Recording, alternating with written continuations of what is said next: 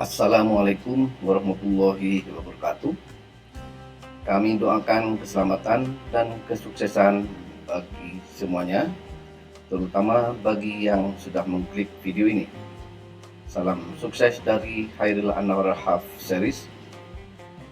Video-video yang saya sampaikan ini adalah berisikan pengalaman kami sebagai edukasi dalam hal manajemen dan aplikasi alat-alat berat, yaitu dalam hal menghitung kapasitas produksi alat, menghitung biaya produksi alat, serta bagaimana cara menghitung jumlah kebutuhan alat dan biayanya dalam suatu pekerjaan atau suatu proyek, seperti dalam pekerjaan konstruksi, pertambangan, perkebunan, atau pertanian.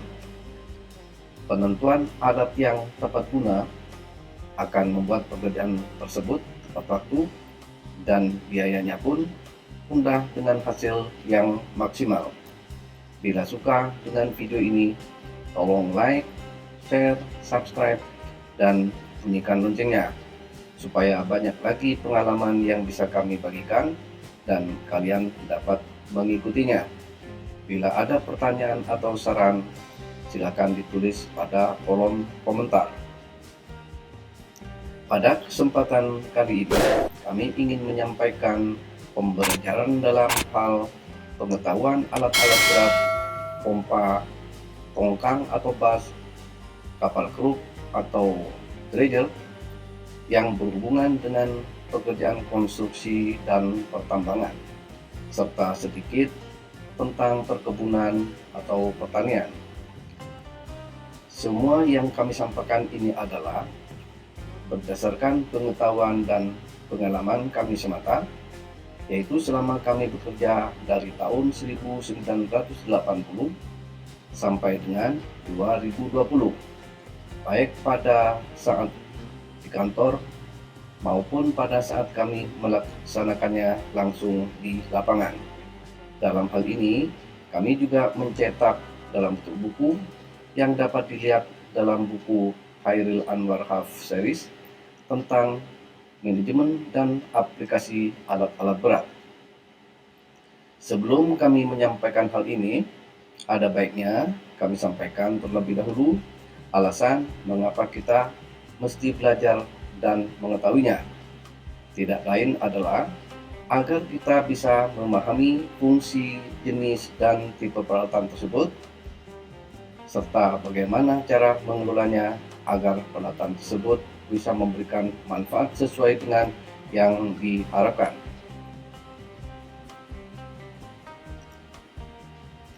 Alasan-alasan tersebut antara lain, alasan yang pertama adalah beberapa perusahaan seringkali menghadapi kesulitan dalam menentukan harga penawaran suatu proyek yang dapat dikerjakan sesuai dengan budget yang telah ditentukan, atau seringkali mereka hanya berhitung berdasarkan analisa umum dan sangat teoritis yang kadangkala menjadi rugi karena analisa biaya yang telah dibuat tidak sesuai dengan realisasi di lapangan. Alasan yang kedua adalah kesulitan dalam menentukan jenis atau tipe serta jumlah alat-alat berat yang sesuai. Alasan yang ketiga adalah kesulitan dalam menentukan metode pelaksanaan atau aplikasi alat-alat berat yang sesuai dengan kondisi proyek. 4. Tidak sembarang alat-alat berat dapat digunakan untuk mencapai tujuan perusahaan, dan untuk itu harus dipilih yang tepat guna dan ekonomis, mampu berproduksi tinggi dengan biaya yang relatif rendah. Dalam pembelajaran di sini akan dibagi dalam 4 tahapan, yaitu tahapan yang pertama adalah tahapan pembelajaran berdasarkan jenis-jenis dan tipe peralatan tersebut, seperti jenis bulldozer, wheel loader, hydraulic excavator, dump truck, pompa, tongkang, kapal truk, dan lain-lainnya. Tahapan yang kedua adalah tahapan pembelajaran berdasarkan jenis-jenis material yang dikerjakan, seperti tanah merah, pasir, batu bara, dan jenis batuan lainnya. Tahapan yang ketiga adalah tahapan pembelajaran berdasarkan jenis-jenis sektor pekerjaannya, seperti menghitung estimasi kebutuhan alat dan biaya di sektor tambang batu bara, sektor pekerjaan reklamasi, dan lain-lainnya. Tahapan yang keempat adalah tahapan pembelajaran proses pembuatan proposal suatu proyek.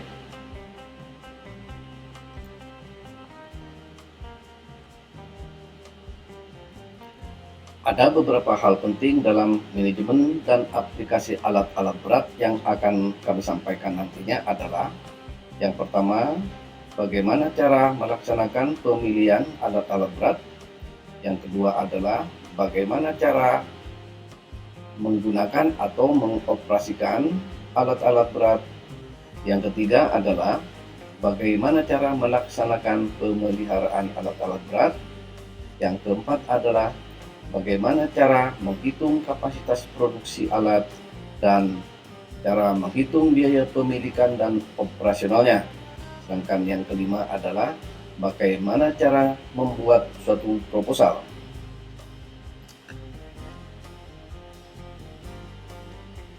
Dalam hal kapasitas produksi dan biaya produksi yang akan kami sampaikan adalah untuk jenis bulldozer, dozer shovel, wheel loader, hydraulic excavator, motor grader, motor scraper, kompaktor atau vibro, dump truck, dan wheel traktor.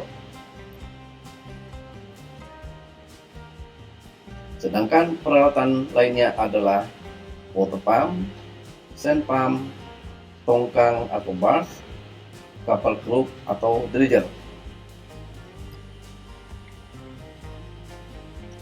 Untuk menghitung jumlah kebutuhan alat dan biaya satuan produksinya, kami sampaikan berdasarkan jenis peralatannya, jenis materialnya, sektor pekerjaannya, dan usulan dalam suatu proposal yang telah dibuat.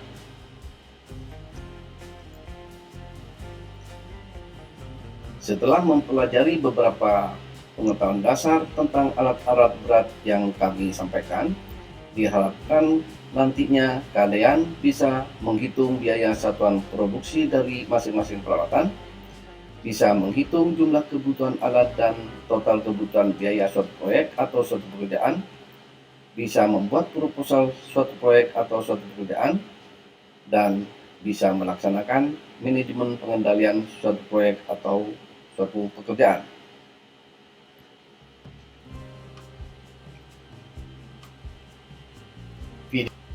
Video berikut ini adalah video yang ke-68 yang berisikan pengetahuan dasar atau product knowledge tentang kompaktor atau vibrator roller beserta kelengkapannya yang umum digunakan, seperti macam-macam drum, metode kerja, dan lain-lainnya.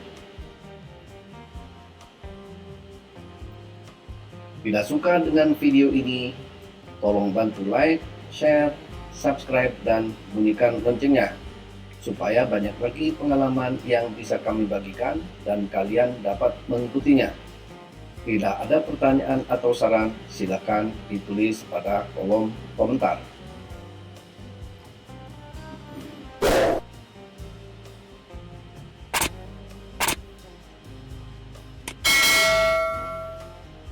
Untuk kapasitas produksi di sini, yang akan kami sampaikan adalah jenis alat-alat berat kompaktor atau vibrator roller. Ini adalah foto kompaktor atau vibrator roller.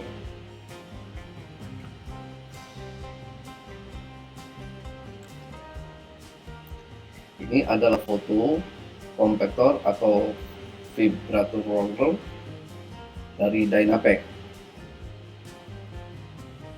CA250.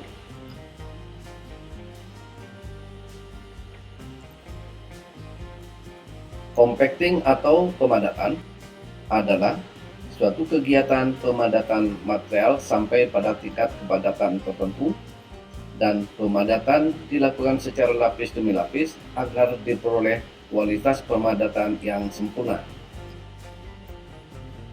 Kegiatan compacting dapat berulang sampai 2-4 kali sesuai dengan tebalnya lapisan yang dipadatkan.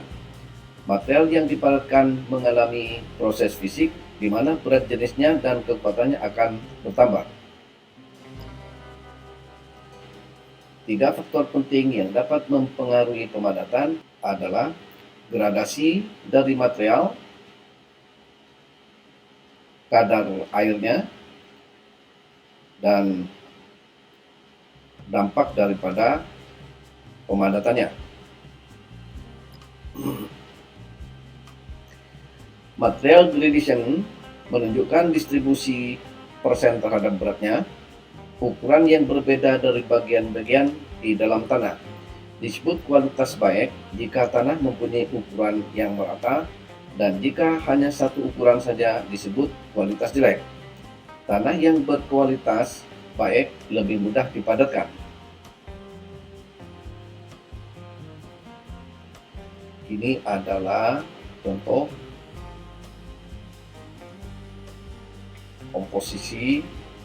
Ini yang gradasinya rendah, ini yang bagus nih. Dalam bahan berkualitas baik, bagian-bagian yang lebih kecil cenderung untuk mengisi ruangan-ruangan yang kosong antara bagian-bagian yang lebih besar, meninggalkan lebih sedikit kekosongan setelah dipadatkan. Jadi ini yang kecil-kecil akan menjadi lebih memadati. Sedangkan ini karena relatif sama sehingga pemadatannya lebih sulit. Moisture content adalah jumlah air yang terdapat dalam tanah yang sangat mempengaruhi hasil pemadatan. Air melumasi bagian-bagian tanah sehingga saling bergeser menjadi posisi yang paling padat. Air membuat bagian-bagian clay saling mengikat atau bagian tanah saling mengikat, memberikan sifat kohesifnya kepada bahan-bahan tersebut menjadi berkualitas baik dan lengket.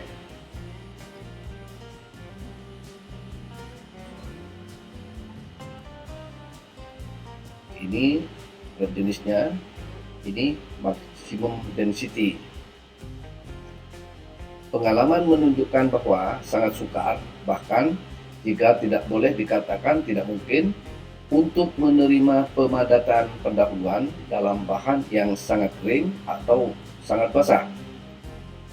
Artinya, untuk kondisi sangat kering dan basah, sangat sulit dan bahkan seakan-akan dikatakan tidak mungkin bisa dipadatkan. Compactive effort adalah menunjukkan cara yang digunakan untuk peralatan pemadat dalam memberikan energi kepada tanah untuk menerima pemadatan.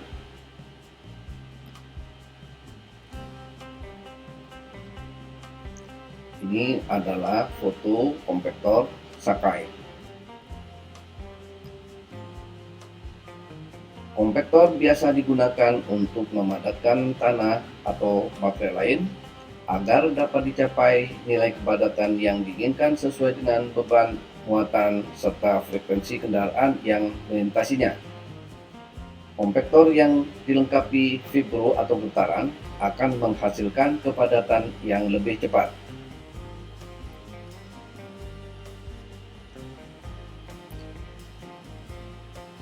Ini adalah merupakan kelengkapan. Smooth drum biasa digunakan untuk pemadatan tanah, pasir, serta batuan. Pada pembuatan jalan sering digunakan untuk pemadatan tanah dasar atau subgrade yang agak clean, pemadatan lapisan perkerasan dan lapisan penutup. Ini contoh foto smooth drum pada kompaktor.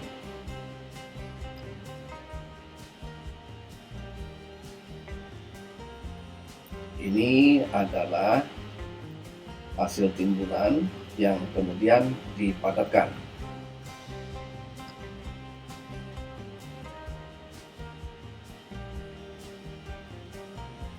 Permukaan roller tidak halus seperti pada smooth drum, tetapi berlekuk-lekuk segi empat, digunakan untuk pemadatan tanah dasar yang lengket, liat atau clay, biasanya dipasang pada static wood roller. Di sini namanya flat foot drum. Ini yang dimaksud dengan di sini ini adalah flat foot drum. Dilapiskan lagi atau di cover lagi dengan lapisan ini yang berlekuk seperti segi empat pada smooth drum dan bisa dibuka dan dipasang kembali. Ini disebut dengan flat foot drum.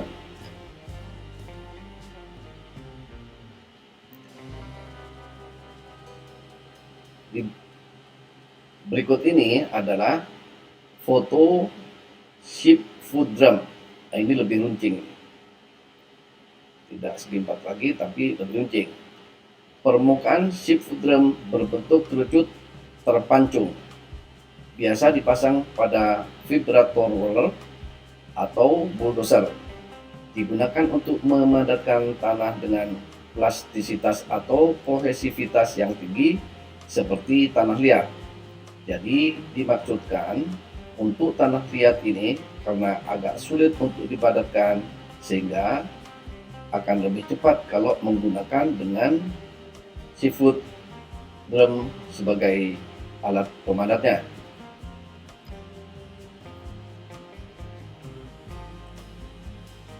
Kecepatan kerja. Dalam memperkirakan kapasitas produksi, kecepatan rata-rata berikut dapat dipergunakan sebagai pembantu. Dapat dipergunakan sebagai pembantu untuk menentukan kecepatan kerja alat. Contohnya ini rod roller 2 km per jam, tire roller 2,5 km per jam, vibration roller 1,5 km per jam, soil compactor 4-10 km per jam, sedangkan untuk temper 1 km per jam. Lebar kerja efektif atau LK untuk makadam minus 0,2 meter, tender roller 0,2 dan seterusnya.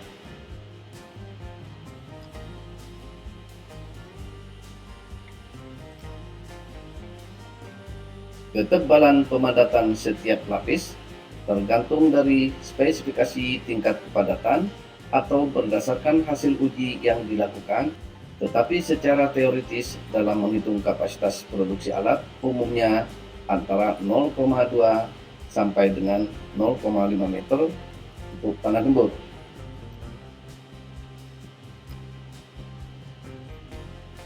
Jumlah passing atau lintasan.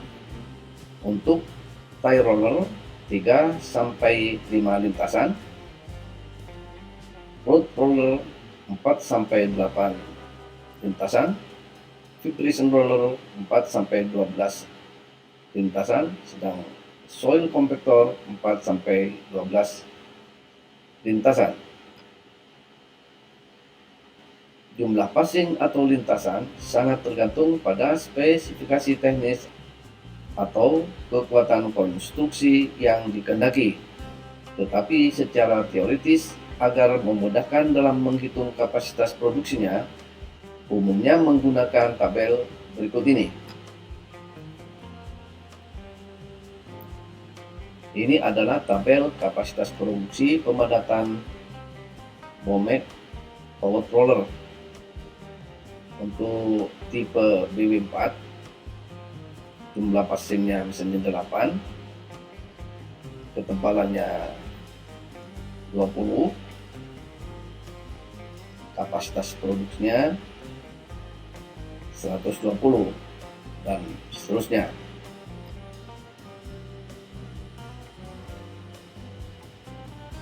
Berikut ini adalah tabel kapasitas produksi kompaktor Bomek BW212PD. Jumlah passingnya 2, working speednya 4,5 km per jam, sedangkan ketebalannya 40, maka kapasitas produksinya 1420 dan seterusnya.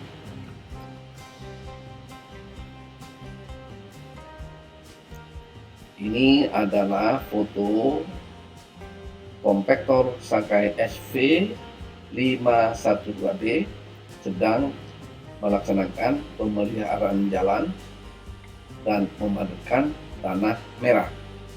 Ini tanah merah yang diangkut oleh dump truck. Demikian akhir dari video ini.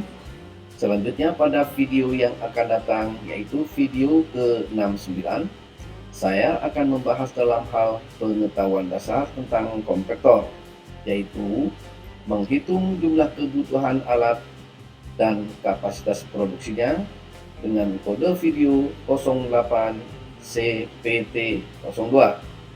Untuk dapat notifikasi pada video yang berikutnya, tolong bantu like, share, subscribe, dan bunyikan loncengnya agar kalian selalu bisa mengikuti dan menonton video selanjutnya. Terima kasih. Wassalamualaikum warahmatullahi wabarakatuh.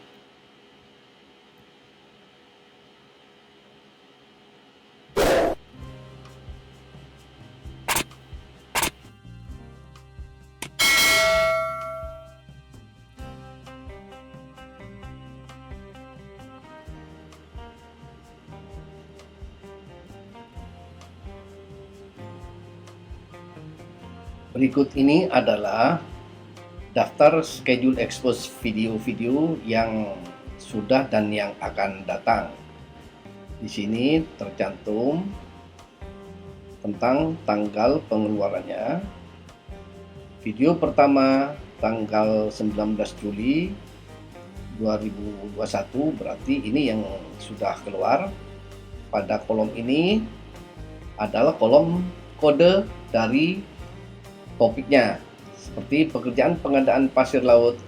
Ini kodenya 21 PLT 01, berarti video pertama yaitu tentang contoh kasus.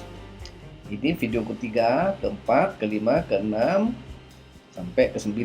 Berarti untuk pekerjaan pengadaan pasir laut ini ada 9 video. Sedangkan yang ini adalah topiknya tentang bulldozer yang akan dikeluarkan atau diekspos pada tanggal 19 Juli 2001 untuk video pertama dengan kode 02BDZ01, yaitu tentang pengetahuan dasar bulldozer ini. Dan seterusnya, untuk atau bagi pemula sebaiknya menonton dari video-video ini mulai dari urutan 01, baru 02, 05, 03, 04, baru 05. Jadi berurutan mulai dari 01, 02, 03, 04, 05. Akan tetapi bagi yang sudah memahami tentang alat-alat berat dan sudah pernah bekerja di lapangan, lebih baik menonton berdasarkan jenis pekerjaannya. Seperti ini adalah pekerjaan pengadaan pasir laut. Pada pekerjaan pengadaan pasir laut ini, alat-alat berat atau peralatan lain yang terlibat dalam pekerjaan ini adalah kapal keruk, tongkang, water pump, dan sand pump, eskavator, yang long arm, eskavator standar, rigid dump truck 20 ton, rigid dump truck 5 ton, dan bulldozer. Sehingga peralatan yang di sini ini yang dibahas berikutnya, yaitu bulldozer, pas bulldozer, eskavator ini eskavator, dan seterusnya. Nah, ini dump trucknya. Ini water pump, sand pump, tongkang. Tongkang ada 3 video. Kapal truk atau dredger ada 3 video.